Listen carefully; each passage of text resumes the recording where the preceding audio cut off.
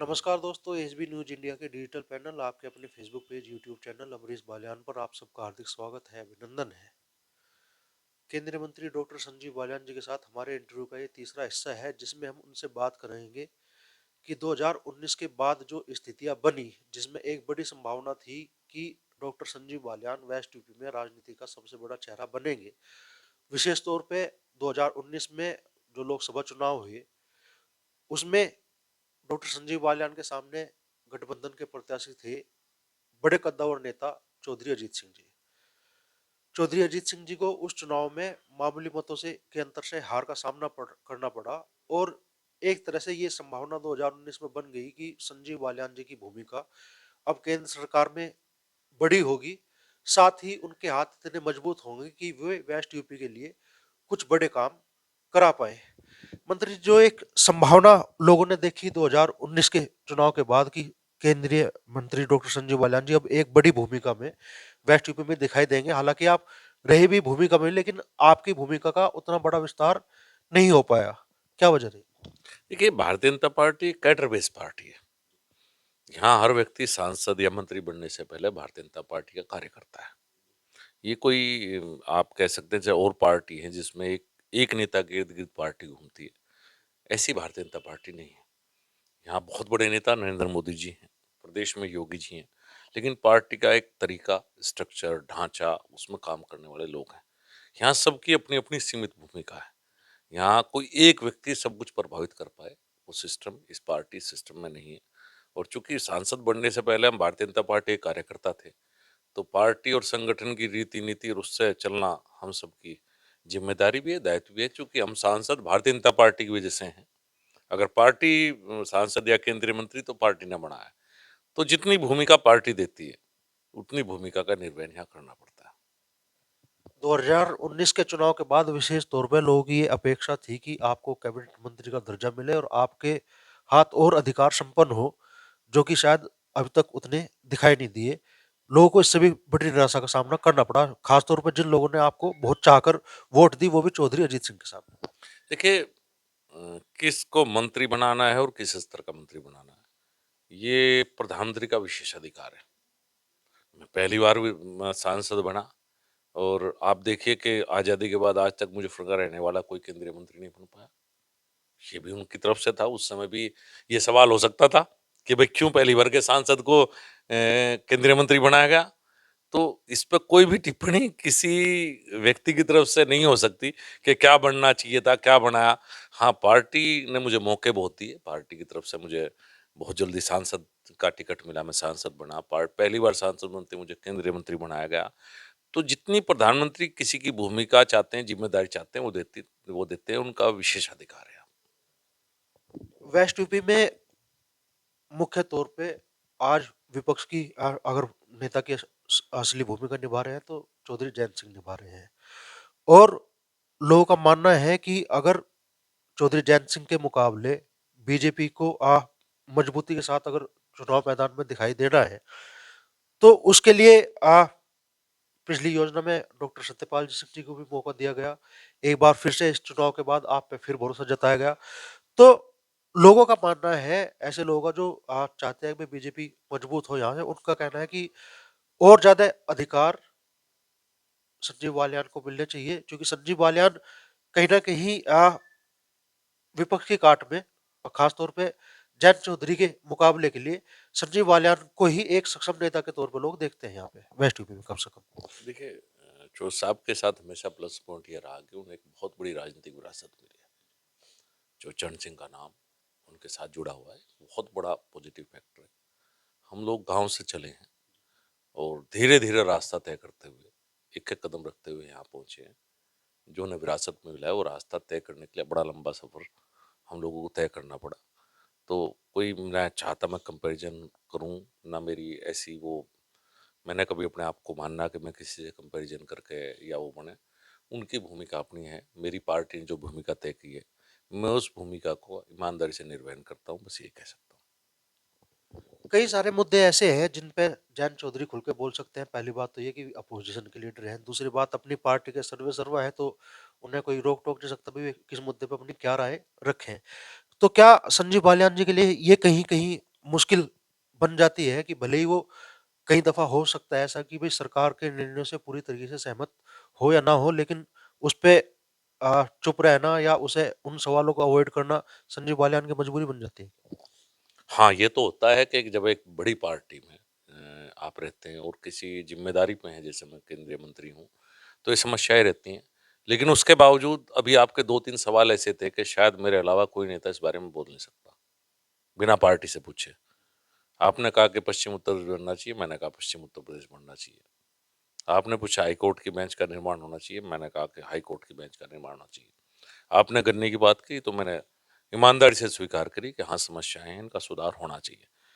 तो उसके बावजूद जो मजबूरियाँ हैं तो हर व्यक्ति के साथ जो एक बड़ी पार्टी के साथ जुड़ा होता है, जिसकी अपनी पार्टी उसके सामने मजबूरी नहीं। लेकिन फिर भी मैं कोशिश करता हूँ कि मुद्दों के प्रति कुछ ईमानदार बना रहूँ।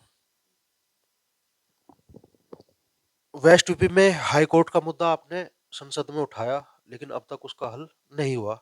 एक बड़े और मुद्दे का समाधान लोगों की उम्मीद थी आपसे, खास तौर पे जाट आरक्षण का मामला। हरियाणा जब जाट आरक्षण की आग में झुलसा, तो उसके बाद केंद्र सरकार ने आपको जिम्मेदारी दी एक तरीके से उस आग को शांत करने के लिए। आप खाप चौधरी को लेके गृह मंत्री अमित शाह से भी मिले, और 2022 के चुनाव से पहले जब दोबारा खाप चौधरी की मीटिंग अमित शाह जी के साथ में हुई, तो एक बार फिर से उन्होंने इशारा किया कि जाट नेताओं की वो आरक्षण वाली मांग उनके ज़हन में अब भी है, वो भूले नहीं है। तो क्यों इतना लंबा गैप होने के बाद भी जाट आरक्षण की राह अभी भी मुश्किल दिखाई दे रही है या नामुमकिन दिखाई दे रही है? सॉरी। देखिए, हम जब मैं आज भी उनका आभारी हूँ, सभी खाप चौधरी, जिनमें चौधरी नजस्टी कैद भी थे, जिनमें चौधरी राजेंद्र सिंह भी थे, जिनमें हमारे तोमर खाप के चौधरी भी थे, और दिल्ली से सोलंकी खाप और गजेंद्र चौधरी, मतलब आप कह सकते हैं जितने खाप चौधरी हैं, सबका नाम लूँगा तो लंबा हो जाएगा। मैं आज भी उनका आभारी हूँ कि हम सब लोग शांति के लिए गए थे उस समय पे। 32 लोग मारे जा चुके थे और सबका काम यही था कि ये तो हमारे समाज के ज़िम्मेदार लोग हैं कि किसी तरह से पहले शांति हो। तो आज भी उनकी भूमिका बहुत बड़ी थी। शायद उन्हीं की भूमिका थी कि उस समय वो जो एक 32 लोग मारे गए थे उसके बाद शांति हुई। हाँ, ये जो उत्साह के बात बढ़नी थी, वो बहुत से राजनीतिक कारण होते हैं जो मैं ना बोल लूँ तो बेहतर रहेगा। उत्साह के बात नहीं हो पाई। बहुत सी बातें जैसे आपने खुद कहा है कि जब हम एक पार्टी और सेटअप में होते हैं तो कुछ काम हम करवा सकते हैं और कुछ काम हम नहीं करवा पाते, ये बात है। कुछ परिस्थिति ऐसी बनती चली गई कि उस बारे में धीरे-धीरे बात करनी सबने बंद कर दी। तो क्या जाट आरक्षण की उम्मीद अभी बरकरार है? बस ये तो समय बताएगा, उम्मीद पे तो दुनिया कायम है और अपने-अपने प्रयास हैं, बाकी समय बताएगा। आपका प्रयास जारी है इसके लिए? हाँ, जो अपने स्तर से कर सकता हूँ, वो बात मैं करता रहता हूँ।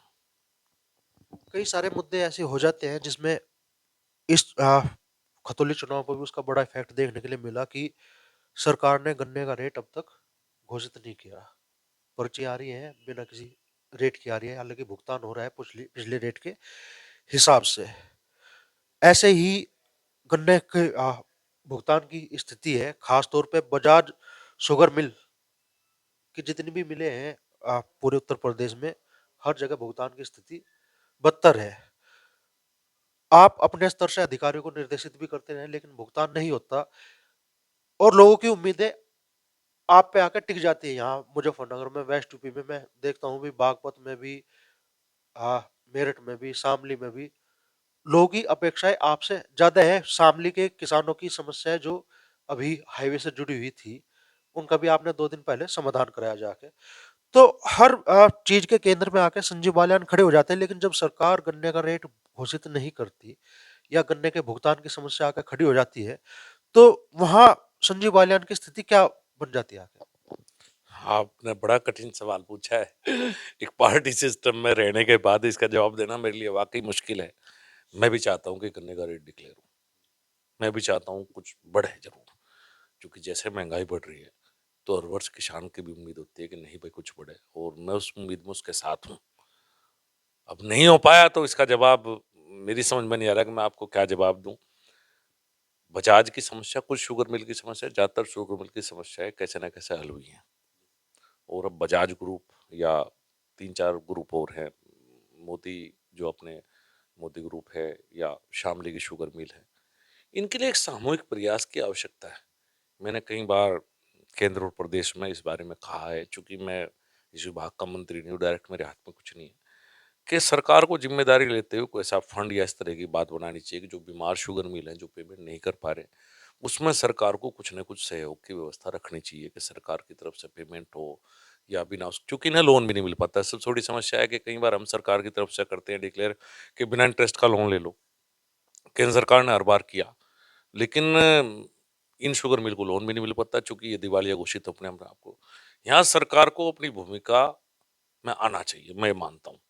मैं नहीं हुआ पाया, या आज जो विपक्ष में नेता बैठे वो सारे सरकारों में थे। बहुजन समाजवादी पार्टी की सरकार थी तो भी यही स्थिति थी। राष्ट्रीय लोकदल, समाजवादी, राष्ट्रीय लोकदल तो कई सरकारों में हिस्सेदार रहा, हमारी सरकार में भी रहा पहले हिस्सेदार, समाजवादी पार्टी के साथ भी रहा, बसपा के साथ भी रहा। लेकिन वही बात है कि जब सरकार में आते हैं तो भूमिका दूसरी हो जाती है। जो जमीनी कठिनाइयां हैं, सोच है, उनका पता लग जाता है, और जब सरकार से बाहर होते हैं तो अपार संभावनाएं होती है बोलने की या लोगों को कुछ भी कहने की। हाँ, ये होना चाहिए, करवा मैं भी नहीं पाया। मैं ये कहता हूँ, मैं ईमानदारी से स्वीकार करता हूँ कि इस समस्या का हल कोई ना कोई होना चाहिए, और मैंने प्रयास बहुत किए, कुछ फार्मूले भी निकाल ले, लेकिन शायद वो कहीं ना कहीं मेरे फार्मूले स्वीकार नहीं किए गए। आप जमीन से जुड़े नेता है, जनता के बीच में जाते हैं, और कई दफा ऐसा होता है कि जन भावनाओं को ध्यान में रख के कहीं अगर मान लो बड़ी संख्या में लोग मौजूद हैं, उनकी कोई भावना है, आप कोई वादा उनके बीच में कर भी देते हैं, लेकिन सरकार की नीतियां उन्हें सपोर्ट नहीं करती। तो ऐसे में जो लोगों की उम्मीदें हैं आपसे, चूंकि ऊंचाई पे लोगों की उम्मीदें हैं, लोग चाहते हैं कि भाई हाँ, संजीव बालियान शायद इस स्थिति में है कि हमारी समस्या का समाधान करा सकते हैं, लेकिन जब वो वायदा आप सरकार की नीतियों के चलते पूरा नहीं कर पाते, तो उससे आपका जो राजनीतिक कद है, उस पे प्रतिकूल प्रभाव पड़ता है।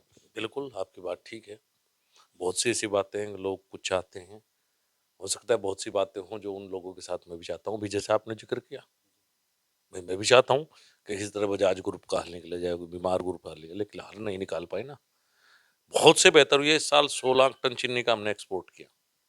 पिछले साल भी करीब 110 लाख टन चीनी, जो देश 2014 से पहले चीनी इंपोर्ट करता था, राज शुगर, और उस सरकार में कौन कौन पार्टी भागीदारी थी अब क्या कहूँ, जब राज शुगर इंपोर्ट होती। अब हम एक 100 लाख टन, 110 लाख टन चीनी एक्सपोर्ट कर रहे हैं। आज इथेनॉल हम 20% का हमारा टारगेट है, और करीब 10% हम कूद चुके हैं इथेनॉल प्रोडक्शन में। कहीं ना कहीं किसान को फायदा है। तो कुछ बेहतर काम हो रहे हैं, लेकिन कुछ काम अभी होने बाकी हैं, जैसे कि पेमेंट का, बिल्कुल 14 दिन में पेमेंट होना, ये पूरा, चाहे कुछ शुगर मिल है लेकिन वो वाकई पूरा होना चाहिए। बहुत से मुद्दे, कुछ देखिए, जब हम किसी पद पर होते हैं तो और बहुत से लोकतांत्रिक व्यवस्थाओं में बहुत लोग होते हैं, तो कुछ कामों में ना करवाने की निराशा भी होती है, तो कुछ कामों में खुशी भी होती है कि मैं ये काम करवा पाया। सब कुछ मेरे मन की हो जाए ऐसा भी संभव नहीं।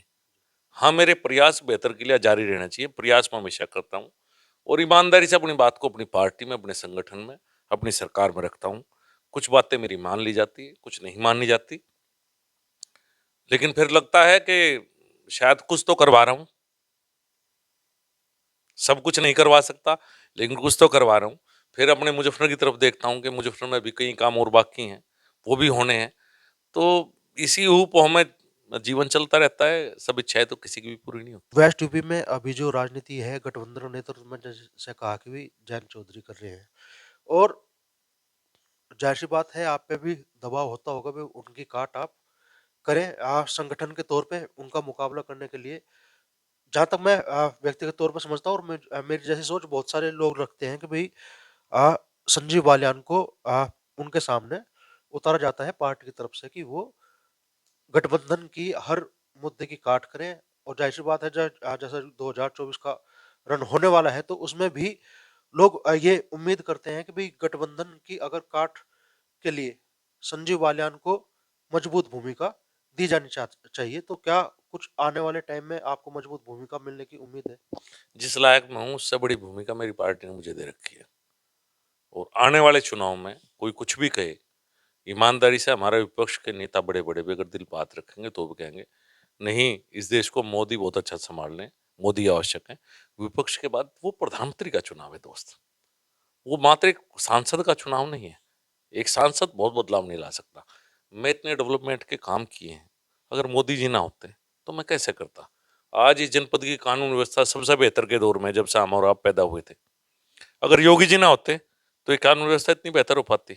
हम कहीं ना कहीं काम जरूर करते हैं, लेकिन ऊपर लीडरशिप मजबूत होना, बड़ी होना बहुत जरूरी है।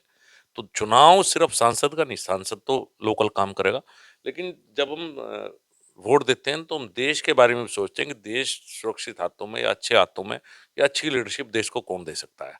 तो बहुत से फैक्टर होंगे जब चुनाव आएगा। विपक्ष के पास ना कोई मुद्दा है, ना विपक्ष के पास प्रधानमंत्री पद का चेहरा है। विपक्ष को तो ये भी नहीं पता कि लीड कौन करेगा।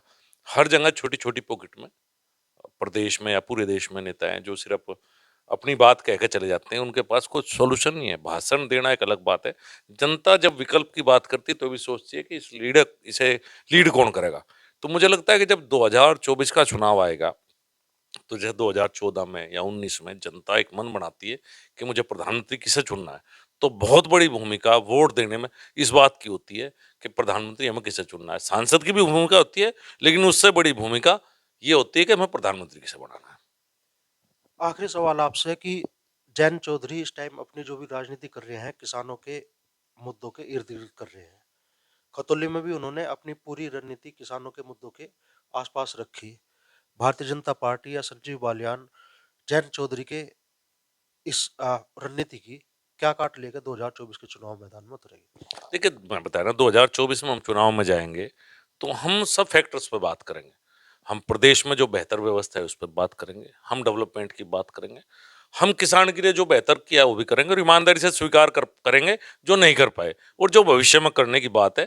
चूंकि हम जो कहेंगे हमें काम भी करना है। जब विपक्ष में रहते हैं तो कुछ भी कहो, आप कुछ भी, कितनी बड़ी भी पींग हाँक सकते हो, उससे कोई ज्यादा फर्क नहीं पड़ेगा। लेकिन जिसे पता है कि आगे सरकार भी चलानी है, उसके वायदे एक सीमित दायरे के अंदर होंगे। लेकिन हम ओवरऑल की बात करेंगे कि सारी देश की परिस्थितियों की, सारे प्रदेश की परिस्थिति, और उसे लेकर जनता के बीच में जाएंगे। तो ये थे केंद्रीय मंत्री डॉक्टर संजीव बालियान, जिन्होंने लंबा समय आज हमें दिया और हर सवाल का, ऐसे सवाल का जिन्हें शायद हमें बूझने में भी हिचकिचाहट थी, उन्होंने उन सवालों का भी उतनी ही बेबाकी से जवाब दिया। 2024 में जयंत चौधरी जहां किसानों के मुद्दों को लेकर चुनाव मैदान को अपने मजबूत कर रहे हैं, वहीं डॉक्टर संजीव बालियान ने कहा कि वे सरकार के जो विकास कार्य है उन्हें लेकर जनता के बीच में जाएंगे और निश्चित तौर पे किसानों के संबंध में भी आगे भी कोशिशें उनकी रहेंगी कि बेहतर से बेहतर समाधान उनका